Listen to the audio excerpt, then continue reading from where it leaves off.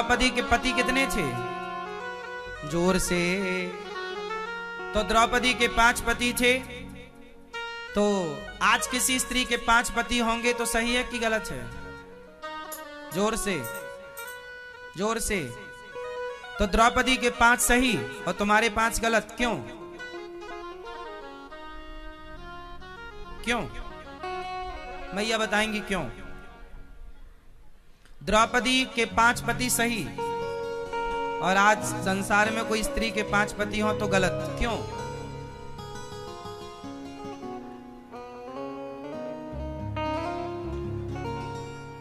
हाँ,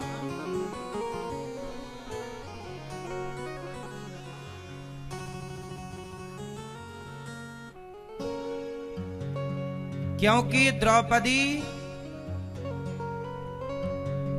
योनिजा नहीं है।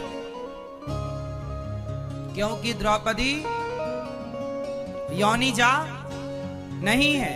आप लोगों का जन्म मां की योनि से हुआ है, पर द्रौपदी का जन्म यज्ञ से हुआ है, अग्नि से हुआ है। वो मां की योनि से नहीं आई है, अयोनिजा है। जैसे माता सीता पृथ्वी से प्रकट हुई है, अयोनिजा है, योनि से नहीं आई है। बोलो हाँ। हम लोगों का जन्म योनि से होता, इसलिए हमें कहा जाता है मनुष्य योनि। हम योनि से आने वाले, इसलिए 84 लाख योनि कहा जाता है। मतलब ये सब योनि से जन्म लेते हैं, इसलिए योनिजा है। पर द्रौपदी कौन है? अग्नि से प्रकट है। तो अग्नि से प्रकट स्त्री और आप योनि से प्रकट स्त्री, तो आपकी तुलना उनसे पहली बात तो यहां नहीं हो सकती। दूसरा, द्रौपदी 5 कन्याओं में एक कन्या है। द्रौपदी के 5 पति थे, पर द्रौपदी के पास एक वरदान था कि जब वो एक पति से, अच्छा 5 के साथ एक साथ थोड़ी रहती थी द्रौपदी।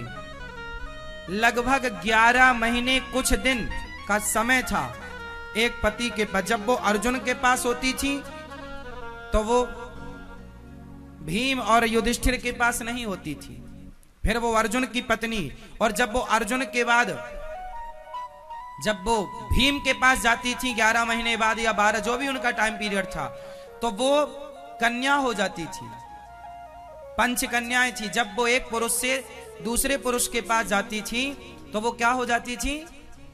कन्या। वो कुंवारी हो जाती थी। 5 स्त्रियां ऐसी हैं जो जब चाहे अपने आप को कुंवारी कर लेती थी। कौन कौन? 5 कन्याएं कौन? 5 कन्याएं।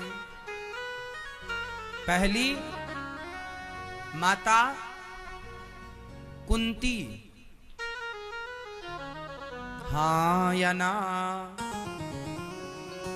इसलिए कुंती भी कुंवारे में कर्ण पैदा हो गए, तो फिर उनका तो सब बिगड़ गया नहीं?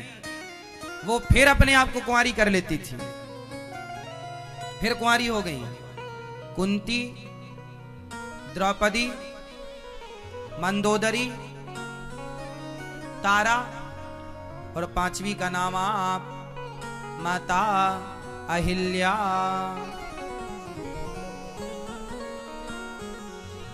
पंच कन्याएं हैं। तो इन स्त्रियों से आप अपनी तुलना मत कर लेना, क्योंकि इन स्त्रियों को ये 5 कन्याएं कही जाती हैं। तारा बाली की पत्नी, मंदोदरी रावण की पत्नी। रावण की पत्नी मंदोदरी भी जब अपने पति के पास जाती थी तो कुंवारी होकर जाती थी, कुंवारी हो जाती थी।